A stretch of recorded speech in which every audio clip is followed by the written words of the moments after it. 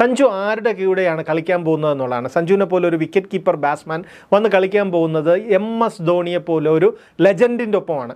അത് സ്വാഭാവികമായും സഞ്ജുവിൻ്റെ wicket keeping സ്കിൽസിനെ അതുപോലെ തന്നെ ബാറ്റിങ്ങിനെ ഇതിനെല്ലാം വളരെ നല്ല രീതിയിൽ സ്വാധീനിക്കും. അതുപോലെ തന്നെ ചെന്നൈയുടെ ബാക്ക് സപ്പോർട്ട് ടീം, കോച്ച് അടക്കമുള്ള സപ്പോർട്ടിംഗ് ടീംസ് അത് വളരെ മികച്ച നിലവാരത്തിലുള്ളതാണ്. പലപ്പോഴും ധോണി അടക്കമുള്ള വളരെ പ്രായമേറിയ കളിക്കാരാണ് കളിക്കുന്നത് എന്നൊക്കെ പറഞ്ഞ് വയസ്സൻ പടയാണ് എന്നൊക്കെ പറഞ്ഞ് ചെന്നൈ എഴുതള്ളാറുണ്ട്. പക്ഷേ ധോണി അടക്കം ചെന്നൈയുടെ ആദ്യം മുതൽ അവസാനം വരെ കളിക്കുകയാണ്. അത്രയ്ക്കുള്ള ഒരു സപ്പോർട്ടിംഗ് ടീമാണ് ചെന്നൈക്കുള്ളത്. അങ്ങനെയുള്ള ഒരു ടീമിനൊപ്പമാണ് സഞ്ജു വന്ന് ചേരാൻ പോകുന്നത്. അപ്പോൾ സ്വാഭാവികമായി സഞ്ജുവിൻ്റെ ബാറ്റിംഗ് ശൈലിയിൽ, ബാറ്റിംഗ് ടെക്നിക്സിൽ, കീപ്പിംഗ് സ്കിൽസിൽ ഇതെല്ലാം വളരെയധികം സ്വാധീനം ഉണ്ടാവും എന്നുള്ള ഉറപ്പാണ്. ഇന്നിപ്പം നമ്മൾ കീപ്പിങ്ങിൻ്റെ കാര്യം മാത്രം എടുത്താൽ ലോകത്തെ ഏറ്റവും മികച്ച കീപ്പറാണ് ധോണിയുടെ ആക്യുറസിയും അതുപോലെ തന്നെ ടാലൻറ്റും ഉള്ള വളരെ ചിലപ്പോൾ 1-2 കീപ്പർമാരുണ്ടായിരിക്കാം.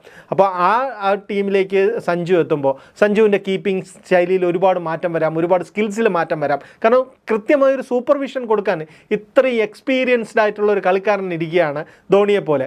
പിന്നെ അതുപോലെ ബാറ്റിങ്ങിൻ്റെ തന്നെ സഞ്ജു ആണെങ്കിലും വളരെ ഹാർഡ് ഹിറ്ററായിട്ട് ബാറ്റ് ചെയ്യുന്ന ഒരാളാണ്. വളരെ തകർത്ത് ആക്രമിച്ച് കളിക്കാൻ ഇഷ്ടപ്പെടുന്ന ഒരു കളിക്കാരനാണ്. ആ ഒരു ശൈലിയിലേക്ക് ധോണിക്ക് ഒരുപാട് സഞ്ജുവിനെ നയിക്കാൻ കഴിയും.